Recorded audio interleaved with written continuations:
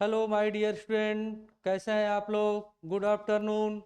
चलिए आज current affair और जीएस की जो है क्लास को स्टार्ट करते हैं। चलिए।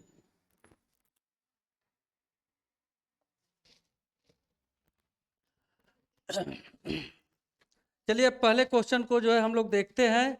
एक करंट अफेयर का क्वेश्चन है और ध्यान से आप लोग देखिए। जो है लिखा है, किस संगठन ने यूपीआई को दुनिया का सबसे बड़ा खुदरा फास्ट पेमेंट सिस्टम घोषित किया है। इसमें पूछा किस संगठन ने, क्योंकि यूपीआई किस संगठन ने यूपीआई को दुनिया का सबसे बड़ा खुदरा फास्ट पेमेंट घोषित किया है। तो ऑप्शन में दिया है world bank, IMF, UNDP, ADP. तो देखो, कहने का मतलब है वर्ल्ड बैंक इसने तो जो है घोषित किया नहीं था। तो यूपीआई को जो है मतलब आईएमएफ ने जो है मतलब घोषित किया था। तो इसका आंसर हो जाएगा आईएमएफ।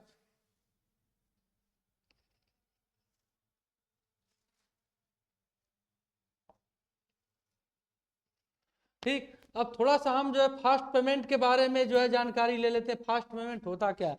जैसे आप लोग देख रहे हैं कि डिजिटल युग चल रहा है। इस समय जो है आप कहीं भी बैठे हैं, मोबाइल से जो है मतलब यूपीआई के माध्यम से पैसे को आसानी से जो है एक जगह से दूसरे जगह तक ट्रांसफर किया जा सकता है। पहले क्या होता था, लोग बैंकों में लाइन लगाया करते थे, जिससे पैसा जो है पहुंचने में काफ़ी समय लग जाता था। लेकिन अब जैसे फास्ट पेमेंट एक जगह से दूसरे स्थान तक भेजने के लिए, जैसे गूगल पे हुआ, पेटीएम हुआ, और यूपीआई के माध्यम से लोग एक जगह से दूसरे स्थान तक आसानी से पैसे का ट्रांसफ़र किया जा सकता है। उसी को हम फास्ट पेमेंट कहते हैं। और इसको यूपीआई को जो है आईएमएफ ने दुनिया का सबसे बड़ा जो है खुदरा फास्ट पेमेंट बताया था। दिया है, किस राज्य को नीति आयोग द्वारा जिंजर कैपिटल ऑफ इंडिया घोषित किया गया है। इसमें देखो डियर स्टूडेंट, बोला है नीति आयोग द्वारा और जिंजर कैपिटल ऑफ इंडिया घोषित किया गया है। इसमें बोल रहा है किस राज्य को नीति आयोग द्वारा जिंजर कैपिटल ऑफ इंडिया घोषित किया गया है। देखो जिंजर जो है जिंजर एक जो है जनजाति समूह जो है, जनजाति समूह है। ये जनजाति समूह कहाँ पाई जाती है, उसी पर जो है नीति आयोग ने उस राज्य को जो है मतलब जिंजर कैपिटल ऑफ इंडिया के नाम से घोषित किया था। तो इसमें दिया है मिजोरम, असम, मेघालय और नागालैंड। तो ठीक, तो इसमें जो है ये जो है ginger of capital of India घोषित किया गया था। तो इसमें हम थोड़ा सा नीति आयोग के बारे में पहले जानकारी ले लेते हैं कि नीति आयोग क्या है। ठीक है, नीति आयोग के बारे में हम जानकारी ले लेते हैं कि नीति आयोग क्या है। ठीक, तो इसका पहले ऑप्शन बता देते हैं। तो जिंजर कैपिटल ऑफ इंडिया जो है ये जनजाति समूह मिजोरम में पाई जाती है। कहाँ पाई जाती है? मिजोरम में पाई जाती है। लेकिन अब नीति आयोग क्या है, नीति आयोग के बारे में भी जानना बहुत जरूरी है। देखो नीति आयोग क्या है, भारत सरकार का एक थिंक टैंक है। नीति आयोग भारत सरकार का एक जो है थिंक टैंक है। थोड़ा इसके बारे में जो है लिखते हैं कि नीति आयोग क्या है। भारत सरकार का एक थिंक टैंक है। क्या है? भारत सरकार भारत सरकार का एक थिंक टैंक है। ठीक, नीति आयोग जो है भारत सरकार का एक थिंक टैंक है। तो इसका मतलब क्या होता है? ठीक, नीति आयोग का गठन कब हुआ था, इसका गठन भी देख लेते हैं। नीति आयोग का गठन, नीति आयोग का गठन नीति आयोग का गठन जो है 1 जनवरी 2015 को हुआ था। नीति आयोग का गठन 1 जनवरी 2015 को हुआ था। तो उस समय हमारे देश के प्राइम मिनिस्टर कौन थे? तो नरेंद्र मोदी। कौन थे प्राइम मिनिस्टर? पीएम कौन थे? नरेंद्र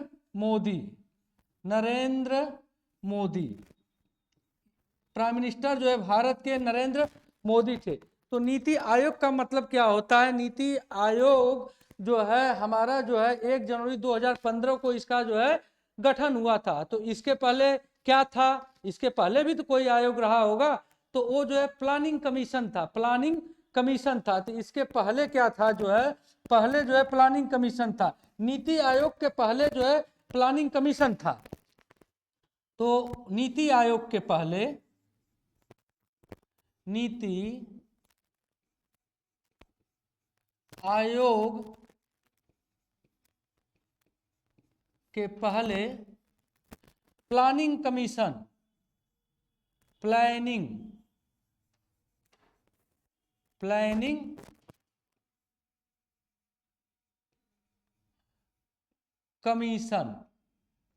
प्लानिंग कमीशन नाम का एक आयोग था। ये पुराना आयोग था। इसकी जगह पर क्या आया आपका जो है 1 जनवरी 2015 को नीति आयोग का जो है मतलब गठन हुआ। इसी को जो है थिंक टैंक कहते हैं। नीति आयोग का जब 1 जनवरी 2015 को गठन हुआ तो इसका अध्यक्ष कौन होता है? तो इसका अध्यक्ष हमारे देश के प्रधानमंत्री होते हैं। तो इसके अध्यक्ष कौन होते हैं? अध्यक्ष जो है यहां लिखते हैं, नीचे लिख देते हैं अध्यक्ष।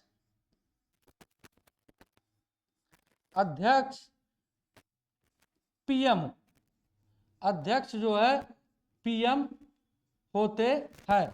नीति आयोग का जो अध्यक्ष होते हैं वो प्राइम मिनिस्टर होते हैं। ठीक, तो नीति आयोग का कार्य क्या होता है? नीति आयोग जो है हमारा जो है एक जो है क्या होता है, इसमें जो है राज्यों के भागीदारी को जो है मतलब सुनिश्चित करता है। यह दीर्घकालिक होता है।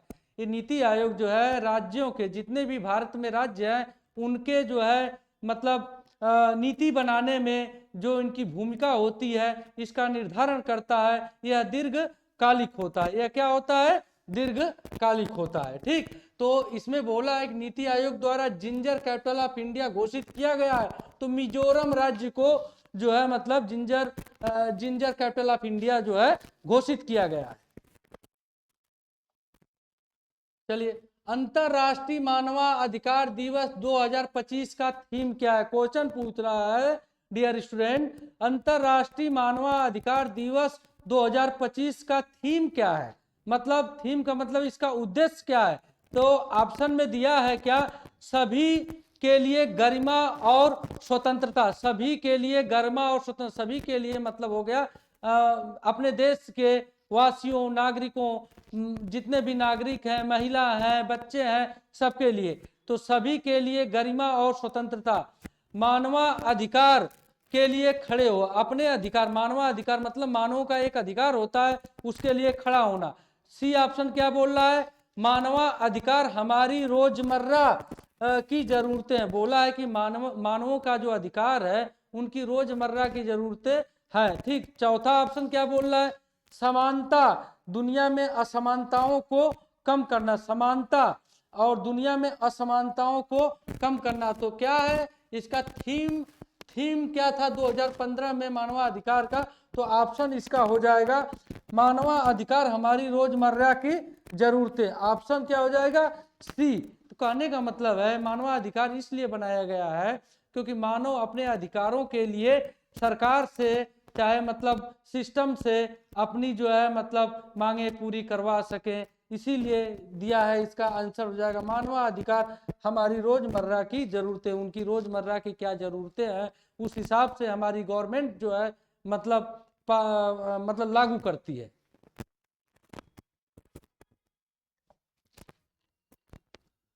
क्वेश्चन नंबर 4 पे चलते हैं।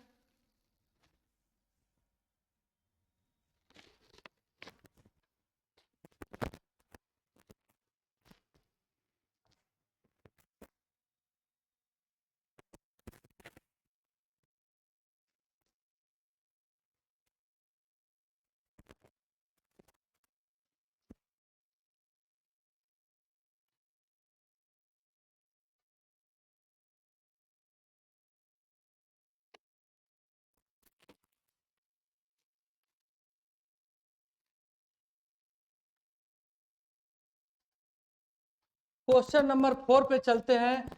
क्वेश्चन नंबर 4 क्या बोल रहा है?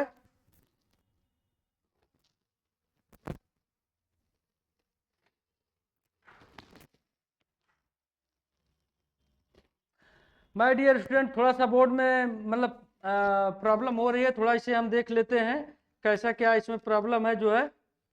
चलो देखते हैं क्वेश्चन क्या है। संयुक्त राष्ट्र पर्यावरण सभा UN-EA7 का 7वां सत्र कहाँ आयोजित किया जा रहा है? इसमें बोला है संयुक्त राष्ट्र पर्यावरण सभा क्या होती है? संयुक्त राष्ट्र पर्यावरण सभा को शॉर्ट में बोलते हैं UN-EA7 का 7वां सत्र का आयोजन कहाँ किया गया था? तो ऑप्शन में दिया है जिनेवा स्विट्जरलैंड। क्या दिया है? Geneva Switzerland.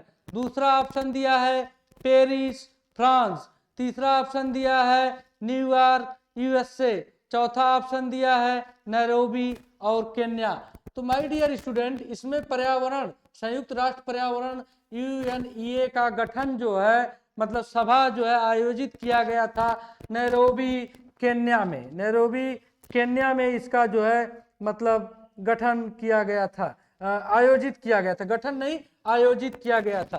तो अब थोड़ा सा इसके बारे में जान लेते हैं। संयुक्त राष्ट्र पर्यावरण सभा क्या होता है, इसमें कितने देशों के सदस्यों ने भागीदारी लिया था?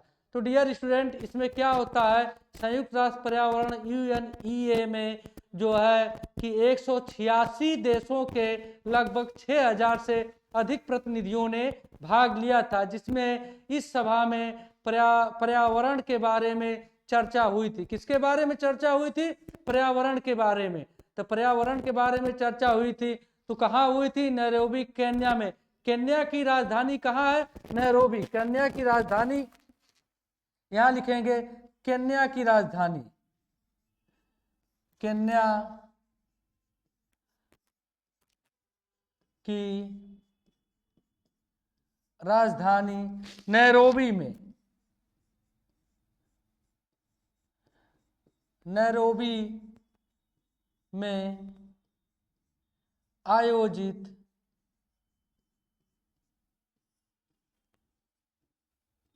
हुई थी। केन्या की राजधानी नैरोबी में आयोजित हुई थी और इसमें 186 देशों के 6000 प्रतिनिधियों ने भाग लिया था, जिसमें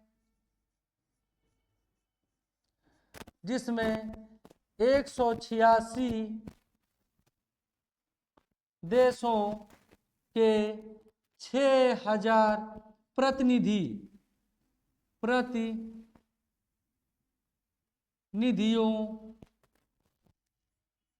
ने भाग लिया था। कितने प्रतिनिधियों ने भाग लिया था?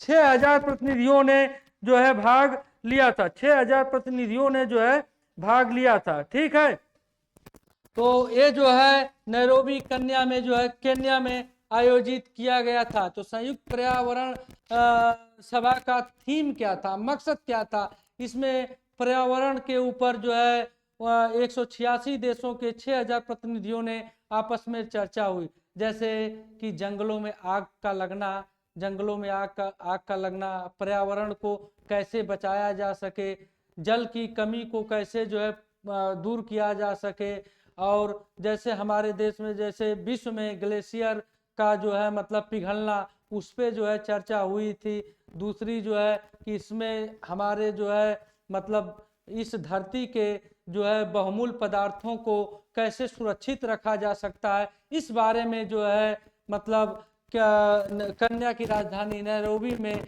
मतलब सभा हुई थी। तो इसी को बोला गया है संयुक्त राष्ट्र पर्यावरण सभा UNEA7। कहाँ गठन हुआ था? Nairobi Kenya.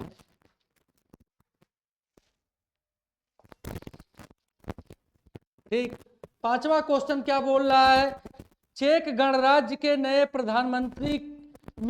प्रधानमंत्री के रूप में किसे नियुक्त किया गया था? इसमें बोला है कि किसे जो है नियुक्त किया गया था।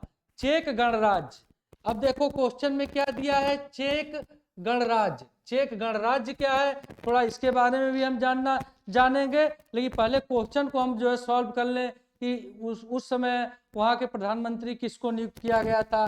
तो ऑप्शन में दिया है पेटू फियाला, बी ऑप्शन दिया है मिलोस जेमैन, और सी दिया है आंद्रेज बाबिस, और डी दिया है इवान बार्टोस। ठीक, तो इस ऑप्शन में क्या होगा, चेक गणराज्य के नए प्रधानमंत्री के रूप में ऑप्शन सी जो है सही है, आंद्रेज बाबी। अब चेक गणराज्य क्या होता है, तो थोड़ा चेक गणराज्य के बारे में हम लोग थोड़ा सा जान लेते हैं। चेक गणराज्य, चेक गणराज्य, चेक गणराज्य क्या है, चेक गणराज्य जो है इसमें मध्य यूरोप आ जाएगा। कहां आ जाएगा, मध्य यूरोप, मध्य यूरोप। और चेक गणराज्य की राजधानी क्या है, चेक गणराज्य की जो है राजधानी उसके बारे में भी जानेंगे, लेकिन थोड़ा चेक गणराज्य के बारे में हम लोग जानकारी ले लेते हैं कि चेक गणराज्य क्या है। चेक गणराज्य के बारे में थोड़ा जानना जरूरी है कि दोस्तों चेक गणराज्य है क्या जो है। ठीक, तो इसके बारे में थोड़ा सा हम लोग जान लें कि चेक गणराज्य है क्या। इसकी राजधानी जो है क्या होगी, प्राग, प्राग होगी राजधानी,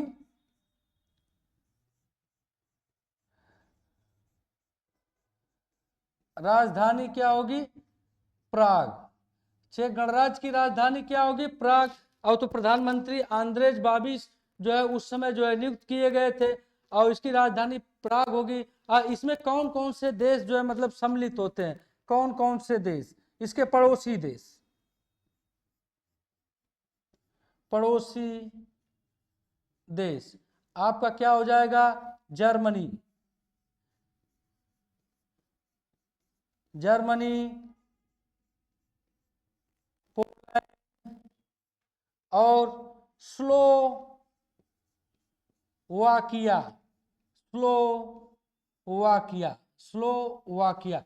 देखो इसके इसमें क्या है, इसकी राजधानी प्राग है, प्राग है, प्राग नहीं प्राग है, और पड़ोसी देश जर्मनी, पोलैंड और स्लोवाकिया है। ठीक, इसे चेक स्लोवाकिया से जो है 1993 में विघटन किया गया था। चेक चेक चेक स्लोवाकिया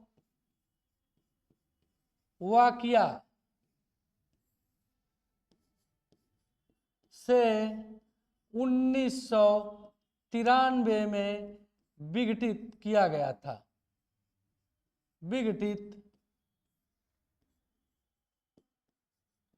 किया गया था। ठीक, तो चेक गणराज्य के बारे में आप लोग जान गए, चेक गणराज्य है क्या। चेक गणराज्य के उस समय के प्रधानमंत्री कौन थे, किसको जो है बनाया गया था, आंद्रेज बाबिश को, आंद्रेज बाबिश को वहां का प्रधानमंत्री बनाया गया था। चेक गणराज्य की राजधानी कहाँ होगी, प्राग होगी। इसके पड़ोसी देश कौन हो जाएंगे, जर्मनी हो जाएंगे, पोलैंड हो जाएगा, स्लोवाकिया हो जाएगा। और चेक स्लोवाकिया से 1993 में शांति ढंग से इसे विघटित किया गया था। ठीक, यही हो गया चेक गणराज्य। क्वेश्चन नंबर 6 पे जाते हैं। दक्षिण एशियाई क्षेत्रीय सहयोग संगठन, क्वेश्चन में दिया है दक्षिण एशियाई सहयोग संगठन को शॉर्ट में क्या बोलते हैं, सार्क बोलते हैं, ने 8 दिसंबर को अपना अपना अपना स्थापना दिवस मनाया है। सार्क की स्थापना कब हुई थी, तो हम जानेंगे कि सार्क की स्थापना कब हुई थी। तो दक्षिण एशियाई क्षेत्रीय सहयोग संगठन को ही सार्क बोलते हैं, दक्षिण एशियाई क्षेत्रीय सहयोग संगठन। इसने अपना स्थापना दिवस जो है 8 दिसंबर 1985 को मनाया था। स्थापना दिवस कब मनाया था, 8 दिसंबर, 8 दिसंबर 1985 को क्या मनाया था, स्थापना दिवस, स्थापना दिवस, स्थापना दिवस मनाया था। स्थापना दिवस जो है मनाया था। ठीक, तो अब सार्क में कितने देश हैं, दक्षिण एशियाई क्षेत्रीय संगठन क्या बोल रहा है, दक्षिण एशियाई क्षेत्रीय संगठन। तो उस क्षेत्रीय संगठन में कौन कौन से देश हैं, तो इस संगठन में टोटल 8 देश है। कितने देश है, टोटल 8 देश हैं इस क्षेत्रीय सहयोग संगठन में। दक्षिण एशिया सार्क में दक्षिण दक्षिण एशियाई क्षेत्रीय सहयोग संगठन में टोटल 8 देश सम्मिलित है। टोटल 8 देश सम्मिलित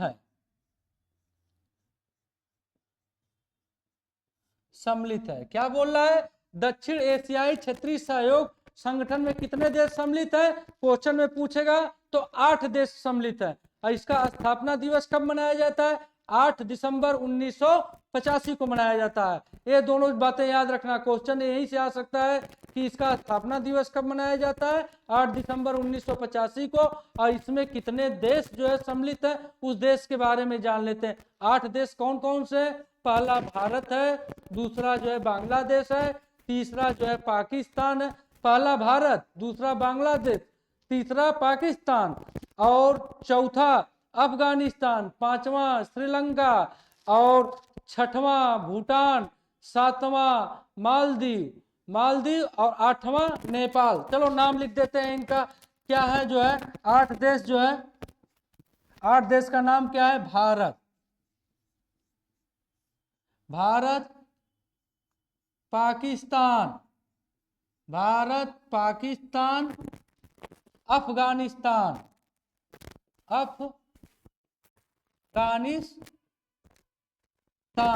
भारत, पाकिस्तान, अफगानिस्तान, बांग्लादेश,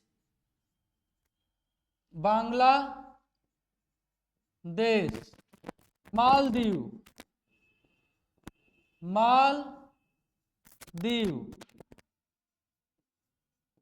भूटान और श्रीलंका और नेपाल। कितने देश हो गए? भारत, पाकिस्तान 1 2 3 4 5 6 7 8। इस जो है सार्क दक्षिण एशियाई क्षेत्रीय सहयोग संगठन में कुल टोटल कितने देश हो गए? 8। क्या नाम उनका है? भारत, पाकिस्तान, नेपाल, अफगानिस्तान, बांग्लादेश, श्रीलंका, भूटान, मालदीव। ये जो है मतलब इसके क्षेत्रीय सहयोग संगठन वाले देश हैं। इसका मकसद क्या होता है, ये क्यों बना है, थोड़ा इसके बारे में जान ले। ये जो है मतलब एशियाई देशों का जो है मकसद ये है कि वहाँ की जो है राजनीतिक स्थिरता और जो है मतलब वहाँ के जो है मतलब संसाधनों और वहाँ की जरूरतों को कैसे मतलब कौन देश को क्या जरूरत है आपस में सहयोग कर सकें। ठीक, इसलिए इसका गठन किया गया था।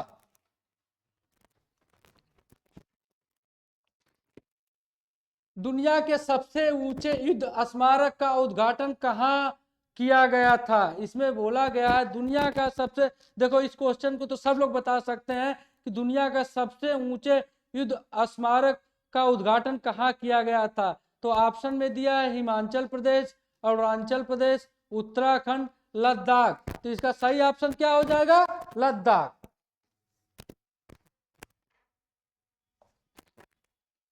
2026 पुरुषों के कैंडिडेट टूर्नामेंट के लिए क्वालिफाई करने वाले एकमात्र भारतीय का नाम कौन क्या है? देखो ये जीके का करंट अफेयर का क्वेश्चन है, ये क्वेश्चन आ सकता है क्योंकि 2026 पुरुषों देखो 2026 में जो है पुरुषों के कैंडिडेट टूर्नामेंट के लिए क्वालिफाइंग करने वाले एकमात्र भारतीय कौन थे? तो ऑप्शन दिया है आर प्रज्ञानंद, डी गुकेश, विश्वनाथ आनंद, अर्जुन एर गैसी। विश्वनाथ आनंद के बारे में आप लोग जानते हैं, डी गुकेश के बारे में भी जानते हैं। तो इसका ऑप्शन क्या हो जाएगा? आर प्रज्ञानंद।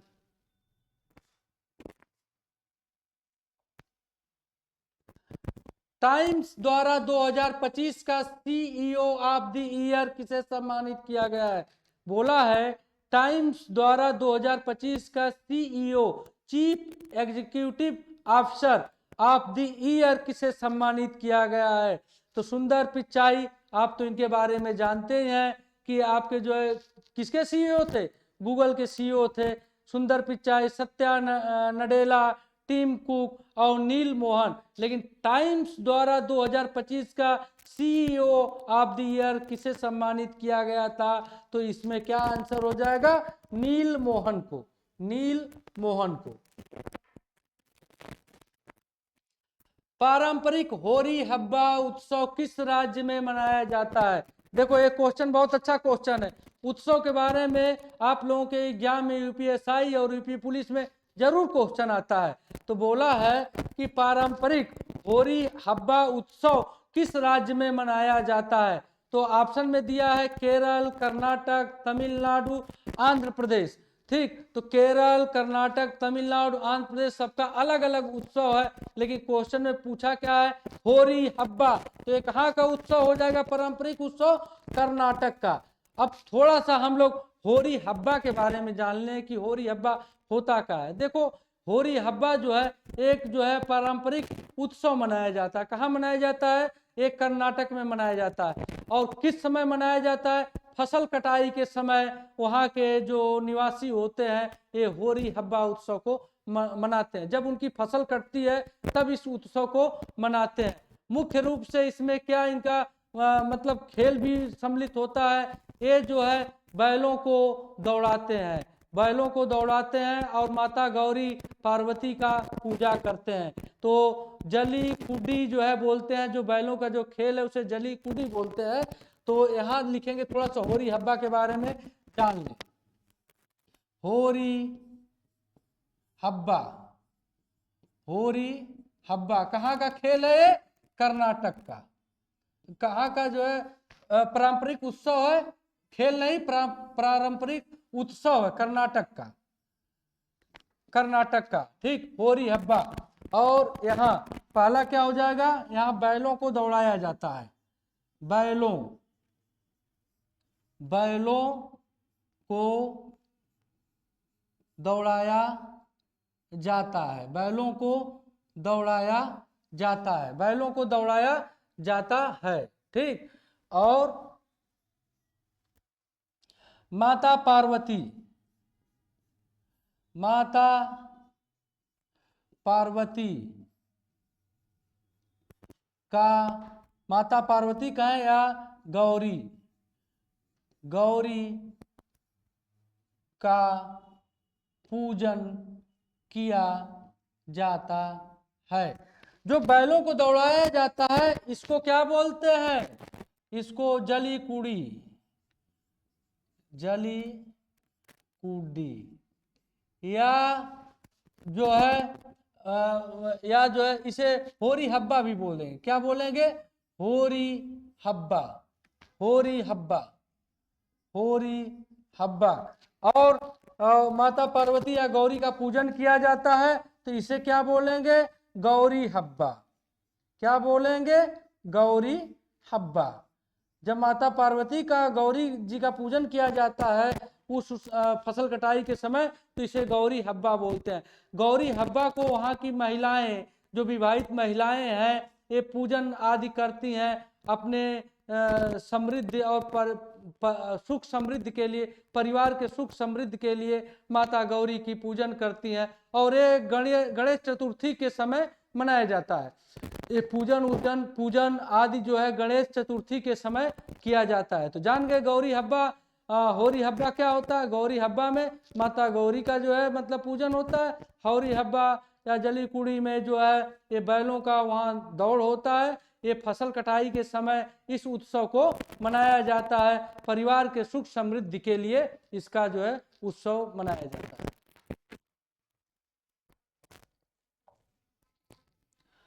पुर्तगाल, अब हिस्ट्री क्वेश्चन आ गया। पुर्तगाल जो है भारत में आए, तो पुर्तगाल भारत में कब, पुर्तगाली भारत में कब आए? थोड़ा इसके बारे में आप लोग बताइए। पुर्तगाली जो है भारत में कब आए, इसके बारे में थोड़ा आप बताइए कि पुर्तगाली भारत में कब आए।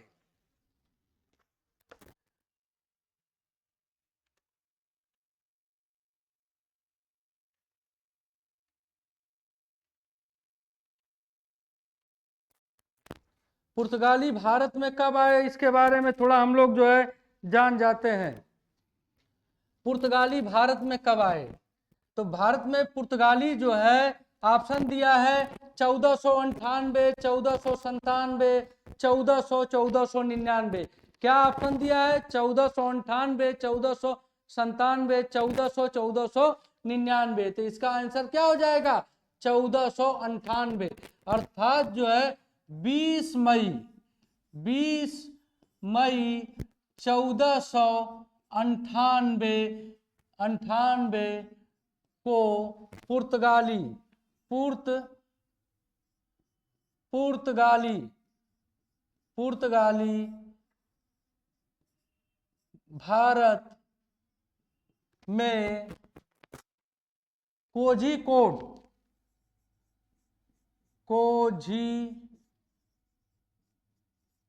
जो वर्तमान में क्या है? केरल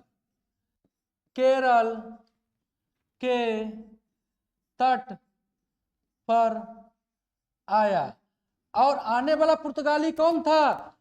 आने वाला पहला समुद्री मार्ग से आने वाला पुर्तगाली कौन था? Vasco D gamma. समुद्री मार्ग से आने वाला पहला पुर्तगाली भारत में केरल के तट पे कौन आया था? Vasco D gamma.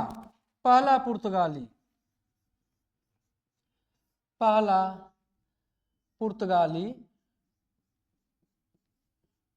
पुर्तगाली समुद्री मार्ग से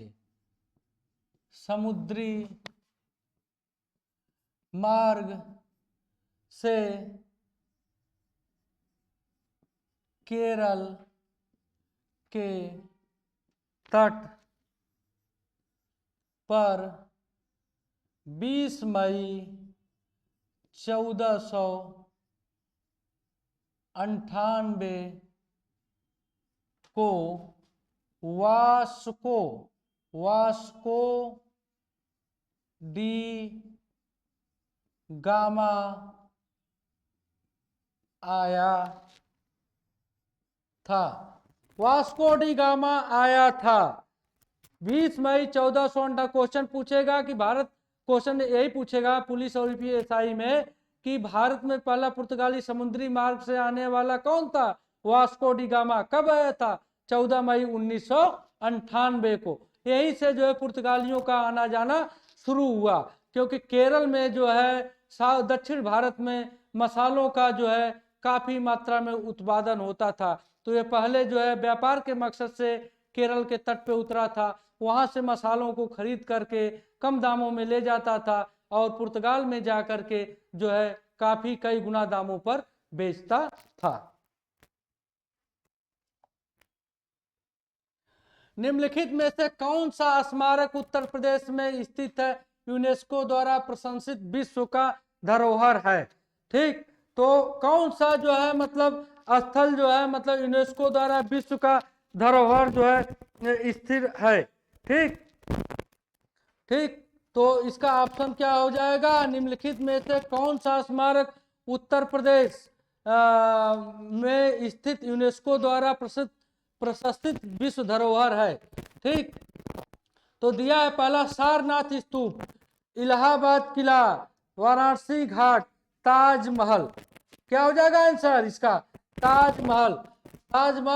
इसको जो है यूनेस्को द्वारा कब जो है सम्मिलित किया गया था विश्व प्रसिद्धि में? तो 1983 को ताजमहल को जो है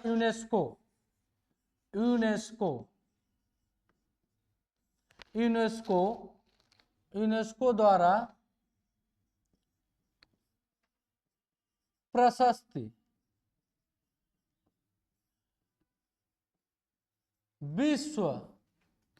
विश्व धरोहर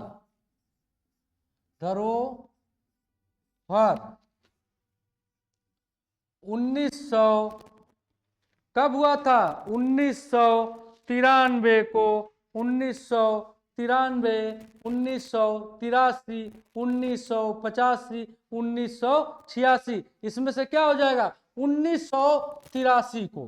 क्या हो जाएगा? 1983 को सम्मिलित किया गया था।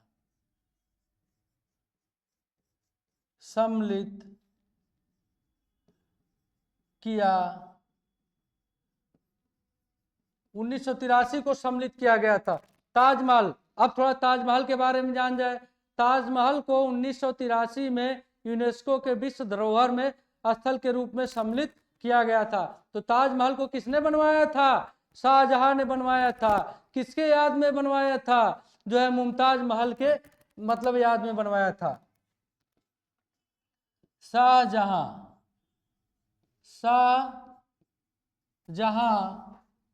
ने अपनी बीबी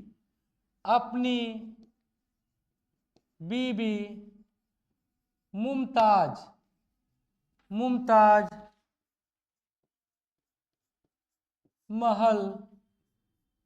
के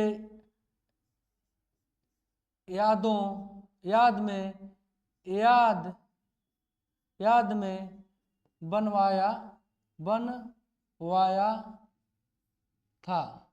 बनवाया था। इसमें जो है मुगल कलाकृतियों का जो है बहुत जो है अच्छी रूप से दिखाया गया है। क्या दिखाया गया है? मुगल कलाकृतियों का, मुगल कलाकृतियों को दर्शाया गया है। क्वेश्चन क्या पूछेगा आपसे कि उत्तर प्रदेश में स्थित यूनेस्को द्वारा, तो आंसर हो जाएगा ताजमहल कब? 1983 को। किसने बनवाया था? शाहजहां ने बनवाया था। किसके याद में बनवाया था? अपनी बीबी मुमताज महल के याद में बनवाया था। इसमें मुगल कलाकृतियों को खूब अच्छी तरह जो है दर्शाया गया था। ठीक। स्वदेशी आंदोलन के दौरान अमर सोनार बांग्ला गीत किसने लिखा था?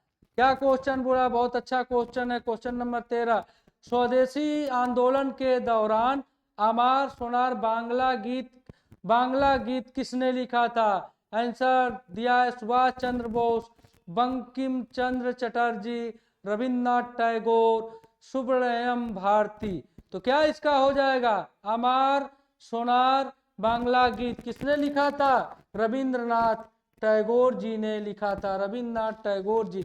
रविन्द्रनाथ टैगोर को गुरु की भी उपाधि मिली थी। 1815 में भारत के प्रथम महासर्वेक्षक के रूप में किसे नियुक्त किया गया था? किसे नियुक्त किया गया था? महासर्वेक्षक के रूप में किसे नियुक्त किया था? एंटनी बताओ। 1815 में महासर्वेक्षक के रूप में किसे नियुक्त किया गया था? 1815 में महासर्वेक्षक के रूप में किसे नियुक्त किया गया था?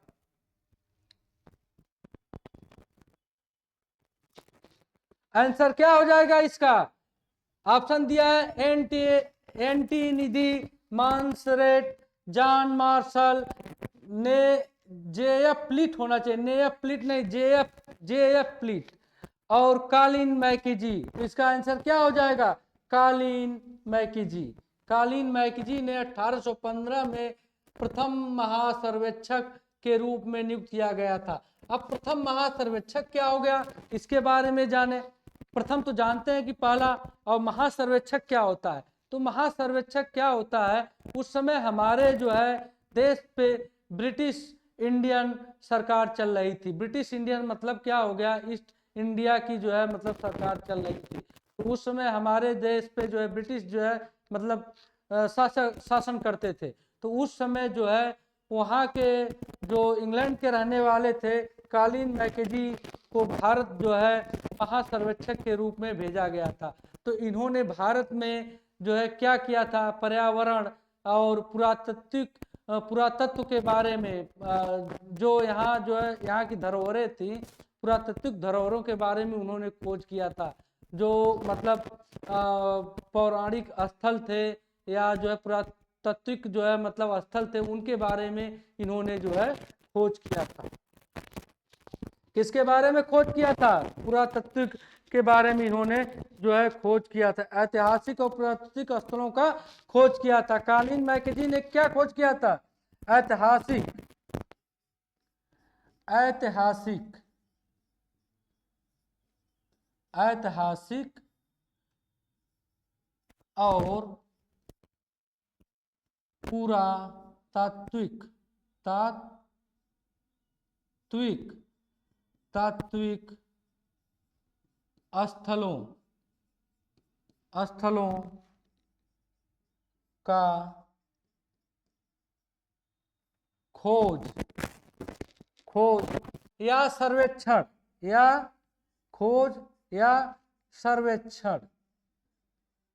सर्वेक्षण किया था। किसने किया था? कॉलिन मैकेंजी ने ऐतिहासिक और पुरातात्विक स्थलों का जो है इन्होंने सर्वेक्षण किया था। तो इन्हें जो है भारत के मानचित्र में सर्वेक्षण के रूप में महासर्वेक्षण के रूप में पहले सर्वेक्षण के रूप में जाना जाता है। भारतीय मानचित्र में इनको जो है पहले सर्वेक्षण के रूप में जाना जाता है। किसको जाना जाता है? कॉलिन मैकेंजी को। क्वेश्चन पूछेगा क्या इन्होंने, तो ऐतिहासिक और पुरातात्विक स्थलों के बारे में इन्होंने जो है जानकारी इकट्ठा की और भारत के मानचित्र में इन्हें जो है पहले सर्वेक्षण के रूप में जाना जाता है। भारतीय क्रांतिकारियों द्वारा गदर विद्रोही पार्टी की स्थापना कहाँ की गई थी? भारतीय विद्रोहियों द्वारा गदर विद्रोह पार्टी की स्थापना कहाँ की गई थी? इसके बारे में थोड़ा हम लोग जो है जाने क्या है जो है। तो क्या दिया है? तुर्की दिया है, ब्रिटेन दिया है, यूएसए दिया है और आयरलैंड दिया है। एक गदर मूवी आई थी, उसके बारे में भी आप लोग थोड़ा जानते होंगे। गदर मूवी आई थी, तो गदर मूवी के बारे में बहुत लोगों ने गदर मूवी को देखा था। तो वो गदर नहीं है, ये जो है क्या लिया? भारतीय क्रांतिकारियों द्वारा, जो भारतीय क्रांतिकारी थे उनके द्वारा जो है गदर विद्रोह पार्टी की स्थापना की गई थी। कब की गई थी इसके बारे में थोड़ा हम लोग जान लेंगे। और कहाँ की गई थी? तो ऑप्शन दिया है तुर्की, ब्रिटेन, यूएसए, अमेरिका, आयरलैंड। तो इसका आंसर क्या हो जाएगा? USA, America. तो जानते हैं क्या होता है? तो ये हमारे कुछ प्रवासी भारतीय थे जो 1913 में सेंट फ्रांसिस्को अमेरिका में जो है इन्होंने जो है गदर विद्रोह पार्टी की स्थापना की थी। गदर पार्टी विद्रोह 1913 ईस्वी में, 1913 सेंट फ्रांसिस्को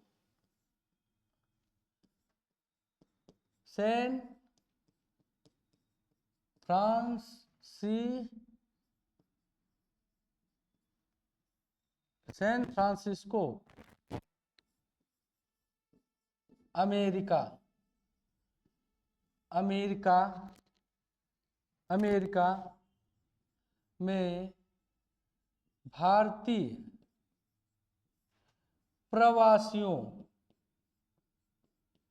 प्रवासियों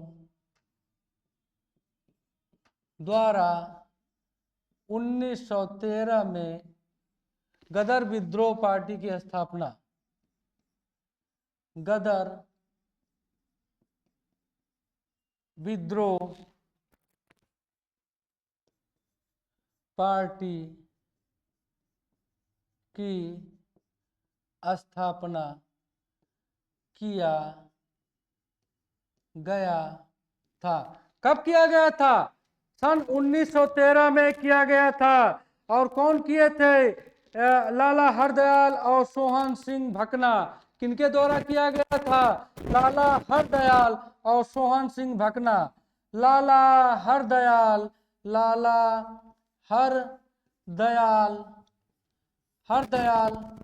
और सोहन सिंह भकना द्वारा कहा किया गया था? Saint Francisco. देखो, भारतीय क्रांतिकारियों द्वारा गदर विद्रोह पार्टी की स्थापना कहाँ किया गया था? क्वेश्चन आएगा तो बोलना है यूएसए, अमेरिका में किया गया था। किसके द्वारा किया गया था? लाला हरदयाल और सोहन सिंह भकना के द्वारा। अब कब किया गया था इसकी स्थापना? 1913 ईस्वी में। भाई हरिहर और बुक्का, देखो यहाँ भाई हरिहर लिखा है, भाई नहीं है, हरिहर और बुक्का। हरिहर और बुक्का क्या थे? दोनों भाई थे। हरिहर और बुक्का बुक्का ने किस वर्ष में विजयनगर साम्राज्य की स्थापना किया था? देखो विजयनगर साम्राज्य की स्थापना दो भाइयों ने मिलकर किया था, जिसका नाम था हरिहर और बुक्का प्रथम। विजयनगर साम्राज्य की स्थापना जो है दो भाइयों ने मिलकर किया था, जिसका नाम था हरिहर और बुक्का प्रथम। बुक्का प्रथम ने कब किया था? तो ऑप्शन में दिया है 1336, 1346, 1356 और 1367। तो हरिहर और बुक्का ने विजयनगर साम्राज्य की स्थापना 1336 ईस्वी में किया था। कब किया था? 1336 ईस्वी में किया था। तो सबसे पहले हरिहर वहां का जो है शासक बना। हरिहर का जो है मतलब शासनकाल, दो भाई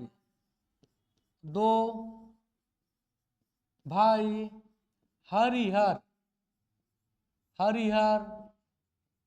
और बुक्का फर्स्ट ने विजयनगर विजयनगर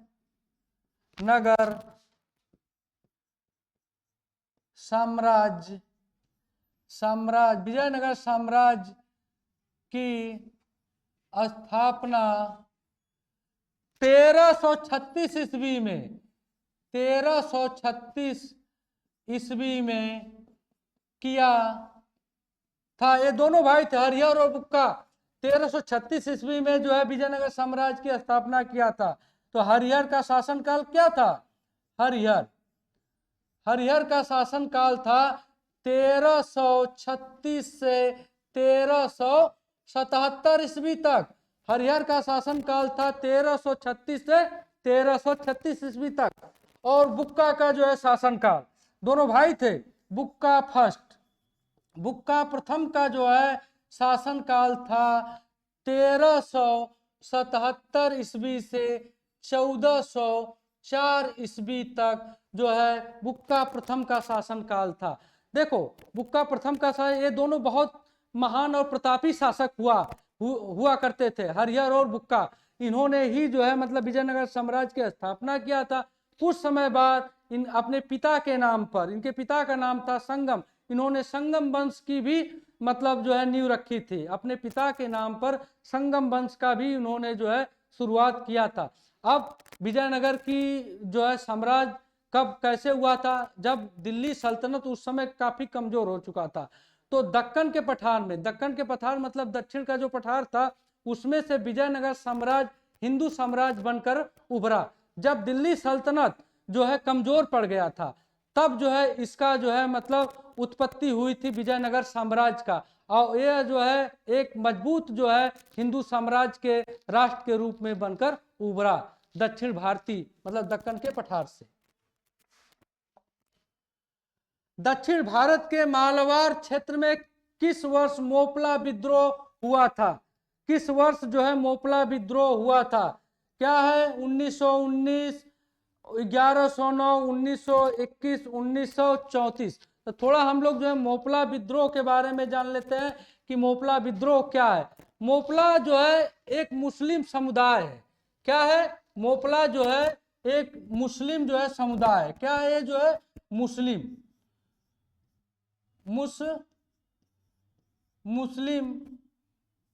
समुदाय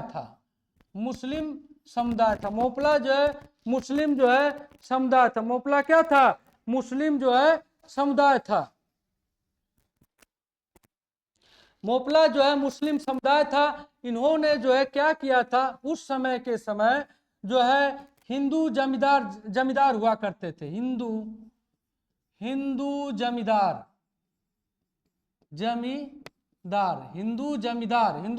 का मतलब क्या होता?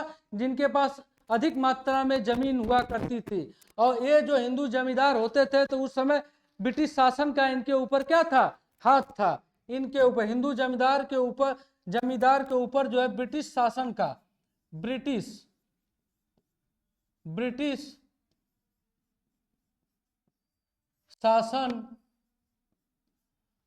शासन का इनको जो है मतलब क्या प्रतिनिधित्व मिला था, मतलब इनको जो है ब्रिटिश शासन का जो है मतलब इनके ऊपर ब्रिटिश शासन का अधिकार था, ब्रिटिश शासन का अधिकार था। तो उस समय क्या हुए, मोपला मुस्लिम जो है किसान थे, ये क्या है, किसान थे, इनके पास जमीन नहीं थी। मोपला ये जो है मतलब वहाँ के जो हिंदू जमींदार थे उनके जो है मतलब जमीनों पे ये लोग काम करते थे। तो इन्होंने क्या किया था 1921 में, 1919, 1109, 1921, 1934, तो उन्होंने मोपला समुदाय के लोग 1921 में जो है मतलब हिंदू जमींदार और ब्रिटिश शासन के विरुद्ध इन्होंने एक विद्रोह जो है शुरू किया था। उसी को दक्षिण भारत के मालाबार क्षेत्र का विद्रोह, मालाबार कहाँ पड़ेगा, केरल में, मालाबार कहाँ पड़ेगा, केरल में, मालाबार कहाँ पड़ेगा, केरल में। केरल में जो है आज भी मोपला मुस्लिम समुदाय की जो है जनजातियां पाई जाती हैं, जो उस समय हिंदू जमींदार के प्रति इन्होंने विद्रोह किया था 1921 ईस्वी में। विजयनगर साम्राज्य का अंतिम शासक कौन था, विजयनगर साम्राज्य का अंतिम शासक कौन था, दिया है वेंकट थर्ड, अच्युता देव राय, अलिया राम राय और श्रीरंगा। बताओ इसमें से क्या थे जो है, कौन था जो है उस समय का जो है मतलब शासक जो है, ठीक। तो इसमें था जो है हो जाएगा श्रीरंगा। श्रीरंगा जो है आरबीडू वंश का जो है, किसका, आरबीडू वंश से ताल्लुक रखता था। श्रीरंगा जो है आरबीडू वंश से ताल्लुक रखता था। इसका जो शासन काल था अस्थिर था, इसमें स्थिरता अपने शासन काल में इसने नहीं ला पाया। इसने कितने वर्ष तक शासन किया था, इसने 1642 से 1646 ईस्वी तक इसने केवल शासन किया था। उस कार्यकाल में भी 1642 से 1646 4 साल के कार्यकाल में इसका शासनकाल अस्त व्यस्त था। क्यों था शासनकाल अस्त व्यस्त था, जब इसका शासनकाल अस्त व्यस्त था तो उस समय जो है सल्तनत कालीन जो है इस पे अपना अधिकार जो है जमा लिया था। तो पूछेगा कि विजयनगर साम्राज्य का अंतिम शासक कौन था, श्रीरंगा थर्ड, और किससे जो है ताल्लुक रखता था, आरबीडू वंश से रखता था। इसका शासनकाल कब था, 1642 से 1646 ईस्वी तक। इतना ही पूछेगा आप लोगों को यूपीएसआई और यूपी पुलिस में, इससे ज्यादा नहीं पूछ सकता है। मद्रास हिंदू सामाजिक सुधार एसोसिएशन का आरंभ मदद के लिए हुआ था। देखो मद्रास हिंदू सामाजिक सुधार एसोसिएशन, मद्रास हिंदू सामाजिक सुधार एसोसिएशन गरीब बच्चों के लिए, विकलांगों के लिए, देवदासियों के लिए, जनजातियों के लिए, किसके लिए जो है मतलब ये सामाजिक सुधार आरंभ हुआ था, देवदासियों के लिए। बस आखिरी जो है देवदासियों के लिए जो है हुआ था। अब देवदासी जान लो क्या होते हैं।